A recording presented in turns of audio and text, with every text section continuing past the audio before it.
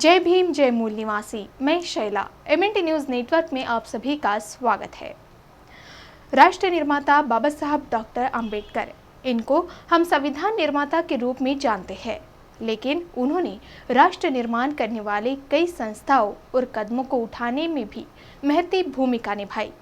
फिर चाहे वह महिला का सामाजिक दर्जा उठाने की बात हो, काम के घंटे 12 से घटाकर 8 करने की पहल हो, अथवा भारतीय रिजर्व बैंक की परिकल्पना और बिजली वितरण के लिए ग्रिड पद्धति अपनाने का सुझाव हो, बाबा साहब ने राष्ट्र निर्माण के हर पहलू पर महत्वपूर्ण भूमिका निभाई। उन्होंने संविधान तैयार करने की बहुत कठिन चुनौती में असाधारण परिपक्वता, बुद्धिमानी और उदारता दिखाई, जिससे अंत में हम लोकतंत्र बने। बाबा साहब डॉक्टर अंबेडकर का जन्म 14 अप्रैल 1891 को मध्य प्रांत यानी मध्य प्रदेश के महू में हुआ और आज 14 अप्रैल उनके जयंती विशेष पर प्रस्तुत है बाबा साहब डॉक्टर अंबेडकर, इनके किए गए कार्यों की एक झलक।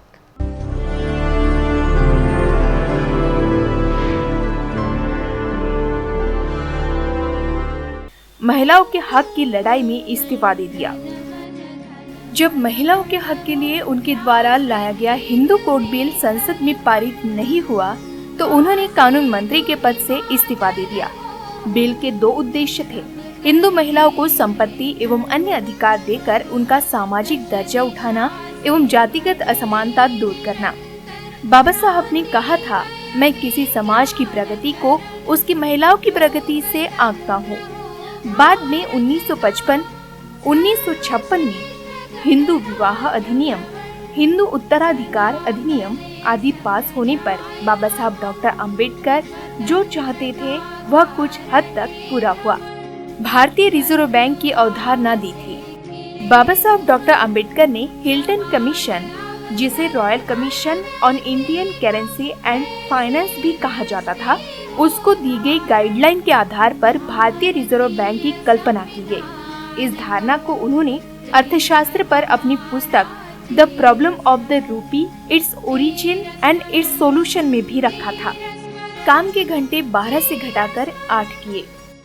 1942 से 1946 के बीच वाइसराय काउंसिल में श्रमिकों संबंधित मामलों के सदस्य के रूप में बाबा साहब डॉक्टर अंबेडकर कई श्रम सुधारों के माध्यम बने थे।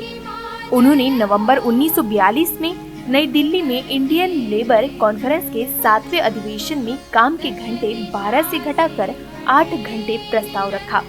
उन्होंने महंगाई भत्ता, छुट्टियां, बीमा, मेडिकल लीव, समान काम के लिए समान वेतन, न्यूनतम वेतन और वेतन मानों की समय समय पर समीक्षा जैसे कई कदम उठाए। श्रम संगठनों को मजबूत बनाया और देश भर में रोजगार कार्यालय खोले।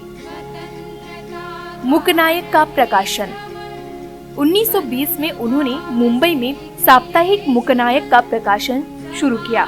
फिर अनुसूचितों को शिक्षित करने के पहले संगठित प्रयास में बहिष्कृत हितकारिणी सभा का गठन किया। अनुसूचित अधिकारों के रक्षा के लिए उन्होंने मूकनायक के अलावा बहिष्कृत भारत और इक्विलिटी जनता का प्रकाशन भी शुरू किया। बिहार एवं मध्य प्रदेश के विभाजन का सुझाव। अपनी पुस्तक थॉट्स ऑन लिंग्विस्टिक स्टेटस में बाबा साहब ने मध्य प्रदेश और बिहार को विभाजित करने का सुझाव दिया था। उस किताब के प्रकाशन के 45 वर्षों बाद उनके सुझाव के मुताबिक दोनों राज्यों का विभाजन कर झारखंड और छत्तीसगढ़ का गठन हुआ। उन्होंने भाषा के आधार पर राज्य बनाने के बारे में 4 बातें ध्यान में रखने को कहा था। 1. कुशल प्रशासन की जरूरतें ध्यान में रखें। 2. विभिन्न क्षेत्रों की आवश्यकताएं। 3. विभिन्न इलाकों के लोगों की भावनाएं। और 4. बहुसंख्याक और अल्पसंख्याकों की आबादी का अनुपात। कश्मीर को विशेष दर्जा देने से साफ इनकार किया। बाबा साहब ने जम्मू कश्मीर को विशेष दर्जा देने वाले अनुच्छेद 370 का मसौदा लिखने से साफ मना कर दिया था। उन्होंने शेख अब्दुल्ला से साफ कहा, आप चाहते हैं भारत आपकी सीमाओं की रक्षा करे, आपके क्षेत्र में सड़कें बनाए, आपको अनाज सप्लाई करे और कश्मीर को भारत में समान दर्जा मिले, लेकिन भारत के लोगों को कश्मीर में कोई अधिकार नहीं होगा। ऐसे प्रस्ताव को सहमति देना भारत के हितों के खिलाफ होगा और भारत के कानून मंत्री के रूप में मैं ऐसा कभी नहीं करूंगा। पानी एवं बिजली पर राष्ट्रीय नीति के पैरोकार। केंद्र और राज्यों में सिंचाई परियोजनाओं के विकास के लिए उन्होंने केंद्रीय जल आयोग की स्थापना की। इसी तरह विद्युत क्षेत्र के विकास के लिए सेंट्रल टेक्निकल पावर बोर्ड और सेंट्रल इलेक्ट्रिसिटी अथॉरिटी की स्थापना में मुख्य भूमिका निभाई। उन्होंने बिजली वितरण के ग्रिड सिस्टम, जिस पर देश आज भी निर्भर है, और इंजीनियरिंग की शिक्षा पर जोर दिया। 3 किताबें जिन्होंने आंखों में आंसू ला दिए। बाबा साहब डॉक्टर अंबेडकर आधा वेतन किताबों पर खर्च करने की सलाह दिया करते थे। अपने जीवन के अंतिम समय तक उनके पास इतनी किताबें इकट्ठा हो गई थी कि वे उन्हें बेचकर लाखों रुपए इकट्ठा कर सकते थे, पर उन्होंने यह सारा संग्रह मुंबई के एक कॉलेज को दान कर दिया। बाबा साहब ने अपने एक निकटवर्ती को बताया था कि 3 किताबों ने उनकी आंखों में आंसू ला दिए थे। Life of Tolstoy. विवाह की पहली मुलाकातों में उन्होंने शारदा कबीर को भी यह किताब दुखी वैवाहिक जीवन के वर्णन के उदाहरण स्वरूप पढ़ने को कहा था। विक्टर हुगो की ले मिजरॉल और थॉमस हार्डी की for from the madding crowd 2 अन्य किताबें थी। अखबार पढ़ने का भी उन्हें शौक था और पढ़ने के बाद दशकों तक वे उनकी कतरने अपने फोल्डर में एकत्रित करते थे। महाड़ से शुरू हुई हक की लड़ाई। 1927 का महाड़ सत्याग्रह बाबा साहब के राजनीतिक विचार एवं कर्म में मील का पत्थर था। यह सत्याग्रह महाराष्ट्र के महाड़ कस्बे में 30 मार्च 1927 को हुआ था। उन्होंने वहां के एक तालाब से पानी लेने की अनुसूचितों के आंदोलन का नेतृत्व किया। उन्होंने अपने ख्यात बयान में कहा था कि हम सिर्फ तालाब से पानी पीने नहीं जा रहे हैं, बल्कि हम यह कहना चाह रहे हैं कि हम भी अन्य लोगों की तरह मानव हैं। यह सभा समानता स्थापित करने का मानदंड तय करने के लिए बुलाई गई है। पहले कानून मंत्री। 15 अगस्त 1947 को जब ब्रिटिश सरकार ने सत्ता हस्तांतरण किया तो कांग्रेस के नेतृत्व वाली सरकार ने बाबा साहब डॉक्टर अंबेडकर को देश का पहला कानून मंत्री बनने का अनुरोध किया, जिसे बाबा साहब डॉक्टर अंबेडकर ने स्वीकार किया।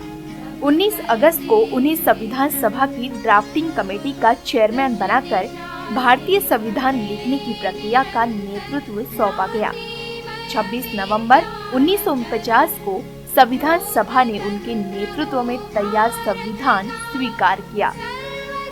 बौद्ध धर्म ग्रहण किया। 1950 में बाबा साहब डॉक्टर अंबेडकर श्रीलंका में बौद्ध सम्मेलन में गए। इसके बाद वे रंगून के बौद्ध सम्मेलन में भी गए। इसके पहले वे पूरी जिंदगी बौद्ध धर्म का अध्ययन करते रहते थे। 14 अक्टूबर 1956 को नागपुर में उन्होंने अपनी पत्नी के साथ बौद्ध धर्म स्वीकार किया। फिर वहां एकत्रित उनके 5 लाख अनुयायियों ने भी बौद्ध धर्म ग्रहण किया। अमेरिका में 3 साल में 40 कोर्स। न्यूयॉर्क स्थित कोलंबिया यूनिवर्सिटी में 3 साल अध्ययन के दौरान उन्होंने अर्थशास्त्र में 9 कोर्स, इतिहास में 11, समाज शास्त्र में 6, दर्शन शास्त्र में 5, एंथ्रोपोलॉजी में 4, राजनीति में 3 और फ्रेंच एवं जर्मन भाषा में एक कोर्स पूरे किए। बाबा साहब न सिर्फ विदेश में इकोनॉमिक्स में पीएचडी करने वाले पहले भारतीय थे, बल्कि वे इकोनॉमिक्स में डबल डॉक्टरेट करने वाले पूरे दक्षिण एशिया में पहले व्यक्ति थे। संविधान निर्माता के साथ राष्ट्र का निर्माण करने वाले बाबा साहब डॉक्टर अंबेडकर, इनके जयंती दिन पर सभी मूल निवासी बहुजनों को एमएनटी न्यूज नेटवर्क की ओर से मंगल कामनाएं। जय भीम, जय मूल निवासी।